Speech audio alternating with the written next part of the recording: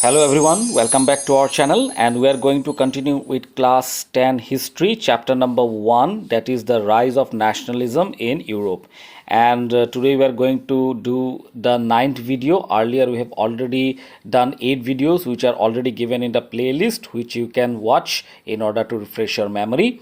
And today our topic is 4.3 unit, that is the strange case of Britain. So here we are going to understand how Britain was united. Like earlier we came to know how Germany and Italy was united within a short period of time.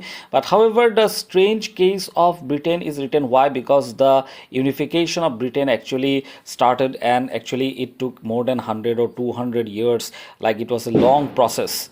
And that is why the model of the nation or the nation state, many scholars have argued, is actually Great Britain only, because the main process started not in 1 day or 2 day, but actually it continued for more than 100 years and 200 years. And this is how Britain was united. So let's find out how Britain was united.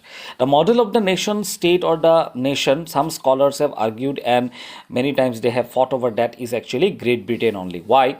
Because in Britain, the formation of a nation state was not the result of a sudden upheaval or a revolution. We did not find any kind of revolution here, but it was the result of a long drawn out process. It was a very long process. Why? Because it had started like almost 200 and 100 200 years ago, like that. So there was no British nation prior to the 18th century.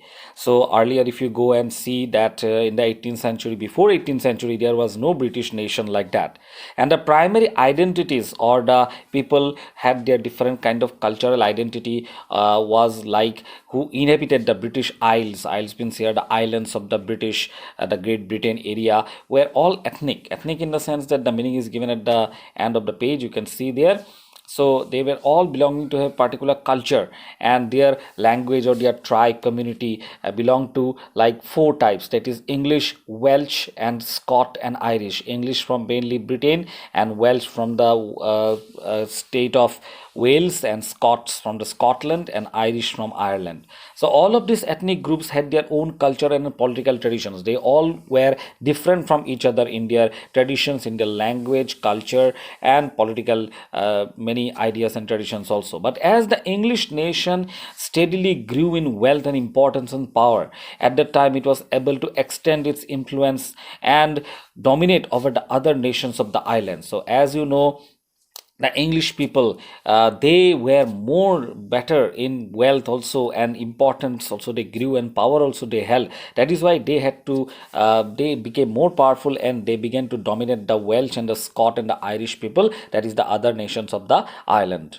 Then it was the time when the English Parliament was there. The English Parliament, where the king was there and the ministers were there. There was a parliament which had, and they tried to seize the power. And actually, in the year 1688, the English Parliament had seized the full power from the monarchy. They made the king completely like it was not, he was not in power anymore. And at the end of a protracted conflict, there was a planned conflict, there was a fight, and they took the power from the hands of the monarchy, and the parliament began to rule over the English area.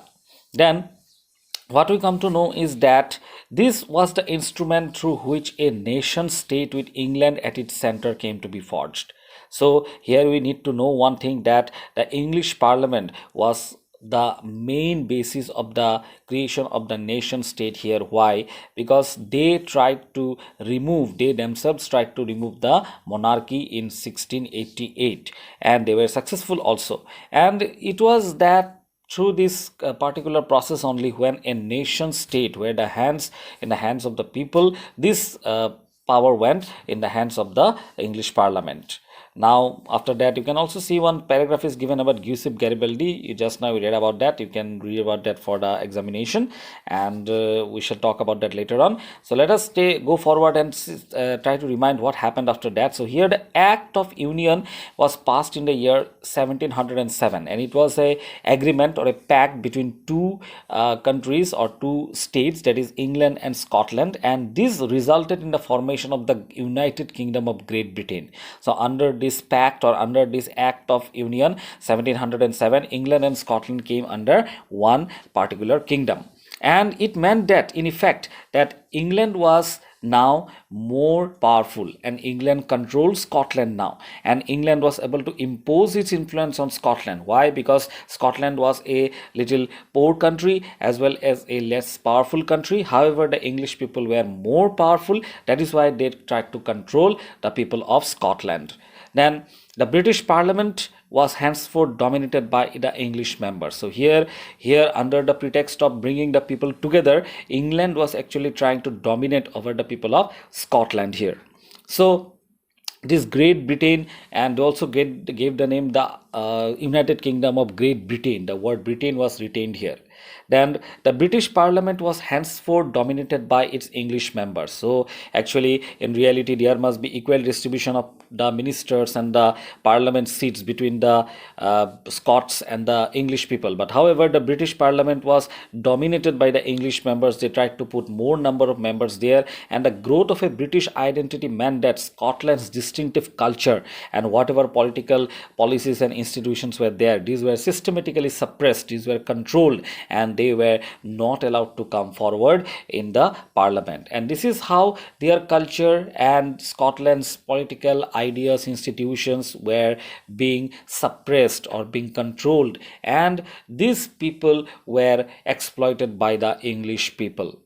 So here we also come to know about the next part, that is the Catholic clans. The Catholic clans, the people those who belong to the Christianity, and they have divided into two main groups, that is your Catholics and Protestants. So Catholics are the people who follow the Pope of the Vatican City and give respect to him and obey his commands, and on the other hand, the Protestants are those who directly obey the teachings of Jesus Christ, and they have no particular what you can say any kind of obligation towards the Pope.